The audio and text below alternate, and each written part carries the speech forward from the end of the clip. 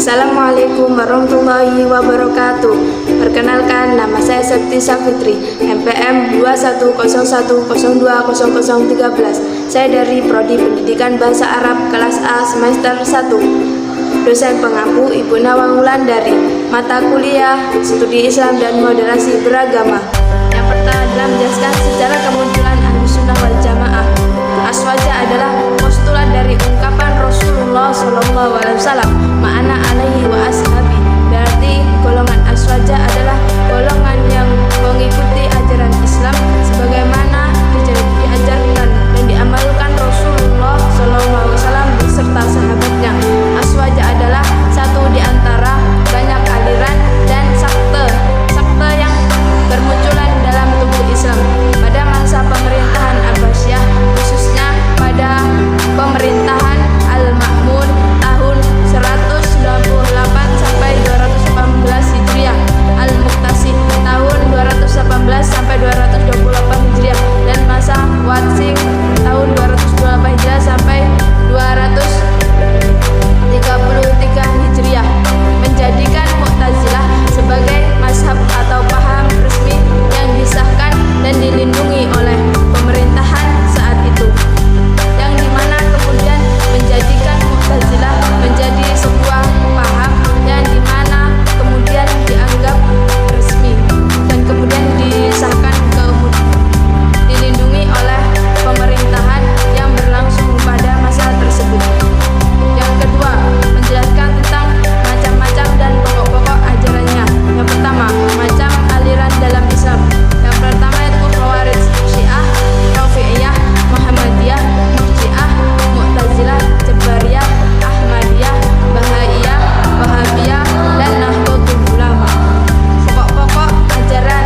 Yang pertama, akidah, dimensi tauhid atau yang lebih dikenal dengan sebutan akidah Ahlussunnah wal Jamaah terbagi atas beberapa bagian yang terkandung dalam arkan al-iman, yaitu iman kepada Allah, malaikat-malaikatnya, kitab-kitabnya, rasul-rasulnya, hari akhir, qada dan qadarnya.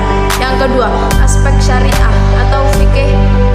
Dalam bidang syariah, Ahlussunnah wal Jamaah menetapkan 4 sumber yang bisa dijadikan rujukan bagi pemahaman keagamaannya, yaitu yang pertama Al-Quran, Sunnah Nabi, Ijma' atau kesepakatan ulama, dan qiyas. Dari keempat sumber yang ada, Al-Quran yang telah dijadikan sebagai sumber utama.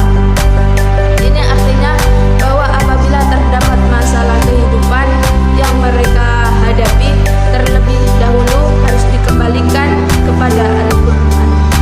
Yang ketiga yaitu aspek tasawuf.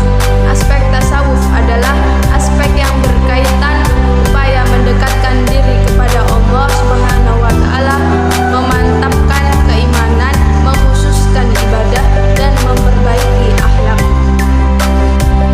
Yang ketiga, menjelaskan tokoh-tokoh pendirinya dan ciri-ciri ajarannya. Yang pertama, Abu Hasan al-Asy'ari. Nama lengkap al-Asy'ari adalah Abu Hasan Ali bin Ismail bin Ishaq bin Salim bin Ismail bin Abdillah bin Musa bin Bilal bin Burdah bin Abi Musa al-Asy'ari. Menurut beberapa riwayat, al-Asy'ari lahir di Basrah pada tahun 260 Hijriah sampai 870 Masehi. Dia wafat di Baghdad pada tahun 224 Hijriah sampai 935 Masehi.